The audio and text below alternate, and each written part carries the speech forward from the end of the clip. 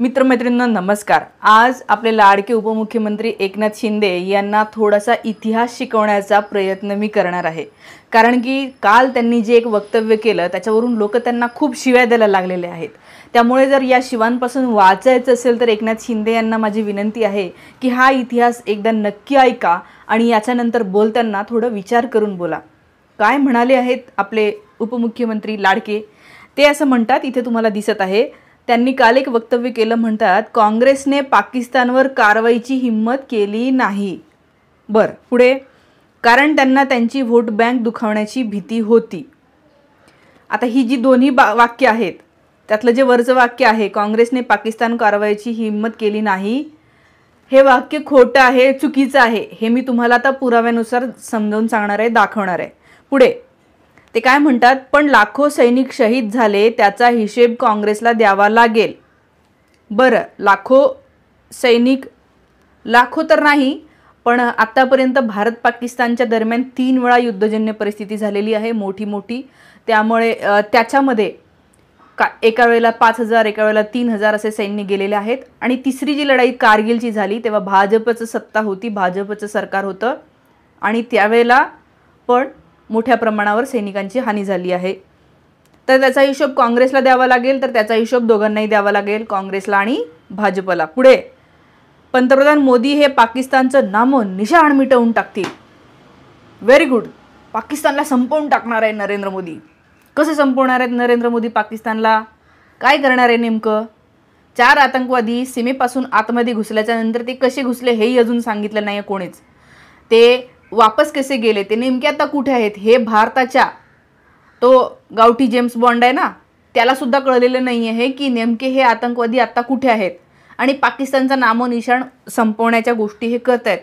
संपवलं तर खूपच चांगलं आहे बाबा, लोकांना आनंद होईल की इतके आतंकी कारनामे भारताविरोधात करत राहणाऱ्या पाकिस्तानवर जरा का असं केलं, पण नाही केलं आहे असं।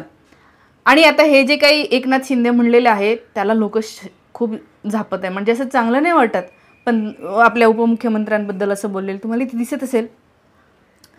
आणि काय म्हणतात, एक जण म्हणतो कुणाल कामराचं गाणं खरं आहे ठाणे की रिक्षा, यांनी रिक्षाच चालवायला पाहिजे असं यांना म्हणायचं। पुढे एक म्हणतंय की पहिल्या धारेचे विचार, बरोबर आहे ते असं म्हणतात, तर पहिल्या धारेचे विचार ते तसं म्हणजे कुत्सित यांनी म्हटलेलं आहे की कुठून येतं इतकं। एकनाथ शिंदे जे काय बोललेले आहेत ते ऐतिहासिकदृष्ट्या खोटं आहे, चुकीचं आहे। काही लोक म्हणतील की हां काँग्रेसला बोलले ते म्हणून आता तू समजावून सांगायला आली, तू का काँग्रेसची प्रवक्ता आहे का? बिलकुल नाही, मी या भारताची प्रवक्ता आहे। या भारताच्या दृष्टीने जे बरोबर असेल ते मी बोलेल आणि या देशासाठी भविष्यासाठी जे चुकीचं असेल ते मी सतत सांगत राहीन। तर एकनाथ शिंदे यांनी सांगितलेला हा इतिहास आपल्या भारताचा संबंधीचा खोटा इतिहास त्यांनी सांगितलेला आहे, खोटं चित्र उभं केलेलं आहे।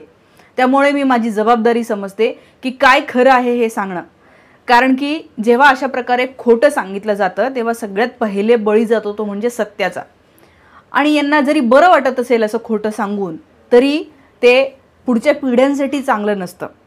राष्ट्रप्रेम जर तुमचं खरं असेल ना तर या राष्ट्रामध्ये झालेल्या चुकीच्या गोष्टी आणि चांगल्या गोष्टी दोन्ही पाहिल्या पाहिजे। जे लोक इतिहास विसरतात ते लोक इतिहास बनवू शकत नाही। आणि कुठल्याही समाजाने, कुठल्याही व्यक्तीने आपला इतिहास जो आहे तो माहिती करून घेतलाच पाहिजे, नाहीतर पुढे आपण परत एकदा गुलाम होण्याच्या शक्यता असतात। त्यामुळे आता एकनाथ शिंदे हे काय खोटं बोलले आहेत ते एकदा बघूया। तर शिंदे साहेबांचं होतं की काँग्रेसने पाकिस्तानवर कारवाई करायची हिम्मत केली नाही। अरे बाबासाहेब, 2 दिवसापासून हे चित्र बघा, इंदिरा गांधींचं व्हायरल होतंय। कारण की इंदिरा गांधी पंतप्रधान असताना भारताने जे सैन्य पाठवलं, भारताने जे प्रयत्न केले त्यामुळे पाकिस्तानचे 2 तुकडे झालेले आहेत। बांगलादेश हा पाकिस्तान होता आधी, तो वेगळा देश झाला भारताच्या प्रयत्नामुळे। मध्ये भारत आहे, भारताने ढाक्याला पूर्ण वेढा घातलेला होता आणि पाकिस्तानला शरण यावं लागलं। भारताच्या जनरल, हा फोटो बघा, फेमस फोटो, याच्या समोर पाकिस्तानने शरणागती पत्करली आणि बांगलादेशची निर्मिती झाली। त्यामुळे इंदिरा गांधी पंतप्रधान असताना या पाकिस्तानचे 2 तुकडे केलेले होते। त्या कुठल्या पक्षाच्या होत्या हे सांगायची गरज नाही आहे मला असं वाटतं। आणि त्यामुळे हा इतिहास इतका मोठा, म्हणजे मी तर म्हणते पाकिस्तानचे लोक सांगत असतील, बांगलादेशचे लोक सांगत असतील हा इतिहास त्यांच्याकडच्या पोरापोरांना, पण आपल्याकडचे उपमुख्यमंत्री एकनाथ शिंदे हे आपल्याला खोटा इतिहास सांगत आहेत किंवा घुमून फिरून इतिहास सांगत आहे? हे माझ्यासमोर एक पुस्तक आहे, असा घडला भारत. हे खरंच खूप चांगलं पुस्तक आहे. भारताची जडणघडण कशी झाली स्वातंत्र्यापासून, त्यातल्या मेजर घटना विषयी याच्यामध्ये दिलेला आहे. आज मी याच्यातलं भारत पाकिस्तान युद्धाविषयीचे चॅप्टर वाचले. पहिलं भारत पाकिस्तान युद्ध झालेलं होतं ते म्हणजे 1965, 1 सप्टेंबर 1965ला पहिलं भारत पाकिस्तान युद्ध झालं. पावणे 2 महिने हे युद्ध चाललं. कच्छच्या सीमेवर हे युद्ध सुरू होतं, गुजरातमधली कच्छची सीमा. आणि त्याच्यानंतर आपल्या जेव्हा हे होते पंतप्रधान होते लाल बहादूर शास्त्री, रशियामध्ये जाऊन ताश्कंदमध्ये भारत आणि पाकिस्तानच्या दरम्यान एक करार झाला आणि तेव्हा ते युद्ध संपलं. ह्या करारानंतर पुढे तर हा आहे भारत पाकिस्तान पहिलं युद्ध. याच्यामध्ये भारताचे सुमारे 3000 जवान हुतात्मे झाले, पाकिस्तानचे 5000 सैनिक मारले गेले. तर हे जे लाखो म्हणतात त्याचे कॅल्क्युलेशन आता तुम्हीच करा, बाजूला पेन पेन्सिल घेऊन बसा. भारताचे तेव्हा 3000 जवान हुतात्मे झाले असं इतिहासामध्ये नोंद आहे. बरं, अजून काय केलं माहिती आहे? लाल बहादूर शास्त्री हे काँग्रेसचे पंतप्रधान असताना भारताने काय केलं होतं? तेव्हा पाकिस्तानचे 300 रणगाडे आणि 50 लढाऊ विमानं ही भारतानं उद्ध्वस्त केली होती. भारताच्या सुमारे 250 रणगाडे आणि 50 लढाऊ विमानांची सुद्धा हानी झाली आहे, पण भारताने सुद्धा त्यांची हानी केली. हे एकनाथ शिंदे यांनी इतिहासाच्या पुस्तकातून वाचावं जर माहीत नसेल तर, किंवा एखादा चांगला इतिहास जाणाऱ्या व्यक्तीकडे ट्यूशन लावावी. तर हे झालं भारत पाकिस्तानचं पहिलं युद्ध. भारत आणि पाकिस्तान यांच्यामध्ये दुसरं युद्ध लढलं गेलं ते म्हणजे इंदिरा गांधी जेव्हा पंतप्रधान होत्या, मी जसं सांगितलं तुम्हाला, भारताने पाकिस्तानचे 2 तुकडे केले. ते दुसरं युद्ध होतं. ते होतं बांगलादेशच्या स्वातंत्र्यासाठी. बांगलादेशमध्ये जे आत्ताचं बांगलादेश आहे तिथे त्यांना पाकिस्तानमध्ये राहायचं नव्हतं, वेगळं व्हायचं होतं. भाषेचा मुद्दा होता, ते उर्दू भाषा लादत होते, यांची बंगाली भाषा आहे आणि अजून अनेक गोष्टी होत्या. तर त्यांच्या स्वातंत्र्य युद्धाला भारताने मदत केलेली आहे. भारताच्या मध्यस्थीने भारताने पूर्ण त्या ढाक्याला वेढा घातला होता. त्यावेळेला पाकिस्तानला अमेरिकेची मदत होती. अमेरिकेने सगळं त्यांचं जे आहे ते नेव्ही पाठवली होती पाकिस्तानच्या मदतीसाठी, जे अमेरिकेला तुम्ही खूप मोठं समजत असाल. पण इंदिरा गांधी दटल्या नाही. इंदिरा गांधी म्हणल्या की अमेरिकेने मदत केली म्हणून काय झालं, भारत काय कमी आहे का? इंदिरा गांधी म्हणल्या आम्ही मागे नाही हटणार, आम्ही हा लढा सुरूच ठेवणार आहे. तर त्यावेळेला समजून घ्या, भारताने फक्त पाकिस्तान नाही तर अमेरिकेच्या विरोधात सुद्धा हा लढा लढलेला आहे आणि यश मिळालेलं आहे या लढ्याला. अर्थात याच्यामध्ये सुद्धा सैनिक मारले गेले, जसं आपले एकनाथ शिंदे म्हणाले. आणि त्याच्यानंतर बांगलादेश जो आहे तो हे झालेला आहे. याच्यामध्ये भारताचे 1426 जवान हुतात्मे झाले, पाकिस्तानचे 8000 सैनिक. भारताचे किती? 1400 आणि पाकिस्तानचे 8000 सैनिक मारले गेले. भारताची 42 विमाने, 81 रणगाड्यांची हानी, तर पाकिस्तानच्या 86 विमानं आणि 226 रणगाडे हे भारताने नष्ट केलेले आहेत ह्याच्यामध्ये. ठीक आहे, अर्थात हानी खूप झालेली आहे. ह्या हजारांमध्ये आकड्यांमध्ये बोलताना खरंच असं बोलू नये. एक सुद्धा जीव जात असेल तरीही तो त्याच्यासाठी सगळ्यात महत्त्वाचा असतो. देशासाठी प्रत्येकाचा जीव महत्त्वाचा आहे. पण आपल्याला आता सांगायचं फक्त ते म्हणजे एकनाथ शिंदे यांना इतिहास मला सांगायचा होता. तिसरं भारत पाकिस्तानचं जे युद्ध झालं ते म्हणजे अटल बिहारी वाजपेयी भाजपचे जेव्हा पंतप्रधान होते तेव्हा 1999ला लढलेलं कारगिलचं युद्ध. कळलं? पहिलं युद्ध लढलं गेलं तेव्हा लाल बहादूर शास्त्री काँग्रेसचे होते, दुसऱ्या वेळेला इंदिरा गांधी काँग्रेसच्या होत्या, तिसरं लढलं तेव्हा तुमचे आपले हे होते पंतप्रधान अटल बिहारी वाजपेयी भाजपचे. ठीक आहे, त्यावेळेला काय झालं होतं तर पाकिस्तानने घुसखोरी केली होती काश्मीरमध्ये आणि ती घुसखोरी केल्यामुळे त्यांना परत पाठवायचं होतं. त्यामुळे कारगिलचं युद्ध लढलं गेलं. त्याच्यावर टीकाही हे झाली की ते जेव्हा आतमध्ये घुसले एवढं मोठं सैन्य माहीतच पडलं नव्हतं. इंटेलिजन्स ब्युरो, जसं आत्तासुद्धा इंटेलिजन्स फेल्युअर आहे, 4 लोक आले मारून निघूनही गेले, इंटेलिजन्सला अजूनही पत्ता नाही लागत आहे कुठे आहेत ते. सेम झालं होतं तेव्हासुद्धा. इंटेलिजन्सला माहीतच झालं नाही की हे इतके आतमध्ये आलेले आहेत आणि नंतर युद्ध लढलं गेलं. त्याच्यामध्ये सुद्धा अनेक सैनिकांचं हानी झालेली आहे. पाकिस्तानकडून कारगिलच्या द्रास विभागामध्ये घुसखोरी झाली होती तेव्हा. ठीक आहे, 2.5 महिन्यापर्यंत हे युद्ध सुरू होतं. याच्यामध्ये अनेक सैनिक जे आहेत ते गेलेले आहेत. शिवाय राजीव गांधी पंतप्रधान असताना जे एका बोफोर्स विमानाचं खूप मोठं घोटाळा झाला करून यांनी भाजपवाल्यांनी बोंबाबोंब ठोकली होती.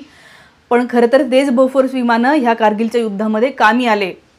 बरं झालं राजीव गांधींनी ते घेऊन ठेवले होते, म्हणून हे युद्ध आपण लढलो आणि जिंकलो. तर हा आपला इतिहास आहे. एकनाथ शिंदे यांना मला हे सांगायचं होतं आणि त्यानिमित्ताने तुम्हाला सुद्धा. मला हे बरं नाही वाटत की आपल्या एका उपमुख्यमंत्र्यांना लोक अशा प्रकारे काहीतरी घाणेरडं बोलतात, शिव्या देत आहेत, म्हणजे काहीच्या काही बोलत आहेत.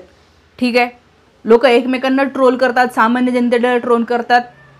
ते एक वेळ आपण म्हणू शकतो की ठीक आहे, जनताच आहे. पण उपमुख्यमंत्र्याला, ते पण पुरोगामी महाराष्ट्राच्या उपमुख्यमंत्र्याला, आता त्यांचाही काही दोष नाही, इतिहास नसेल वाचला तर. म्हणून मी सांगितलं किंवा भाजपच्या सोबत गेल्याच्या नंतर शक्यता जास्त असते की तुम्हाला खोटाच इतिहास सांगितला जाईल.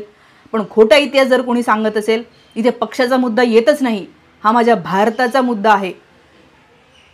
2 वेळा म्हणजे इंदिरा गांधी आणि आपले लालबहादूर शास्त्री हे काँग्रेसचे पंतप्रधान असताना जेव्हा आपण भारत युद्ध लढलेलो आहे आणि जिंकलेलो आहे, हा भारताचा इतिहास आहे, तो काँग्रेसचा इतिहास नाही आहे. त्यामुळे या भारताच्या इतिहासाला असं पुसण्याचा प्रयत्न एकनाथ शिंदे नाही करू शकत.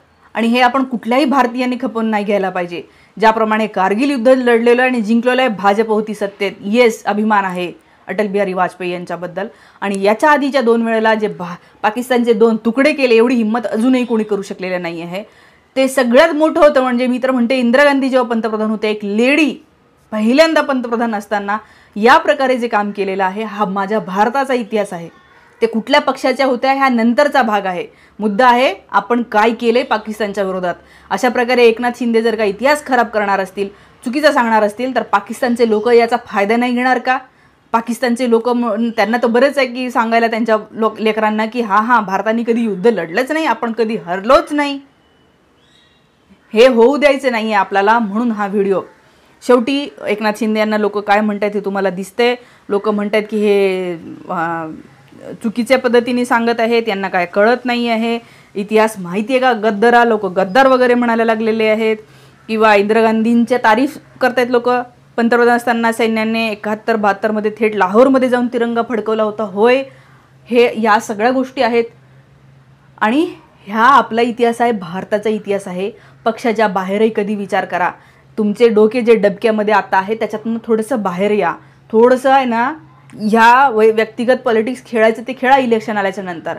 पण एक देश म्हणून आपला इतिहास कोणीही बदलता कामा नये, हे मला तुम्हाला सांगायचं होतं. याशिवाय माझं एक अल्टरनेट चॅनल मी सुरू केलेलं आहे, तुम्हाला कालही सांगितलं. नक्की जाऊन सबस्क्राईब करा. अनेक चॅनल्सवर स्ट्राईक येत आहेत, त्यामुळे चॅनल धोक्यात येत आहे. पण ते चॅनल धोक्यात आणत आहेत म्हणून आपल्याला आवाज बंद करायचा आहे का? कधीही नाही.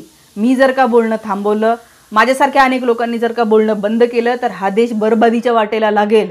जो आता लोकांना कळतंय काही गोष्टी, त्यासुद्धा कळायला मार्ग नसणार आहे. म्हणून जास्तीत जास्त लोकांचा सपोर्ट जो आहे तो तुम्ही करतच आहात. खूप लोकांनी जाऊन तिथे सबस्क्राईब केलं आहे, तर हे करा. फेसबुक, इंस्टाग्रामच्या लिंक्स मी तुम्हाला खाली दिलेल्या आहेत, त्यासुद्धा बघा. थांबते. धन्यवाद.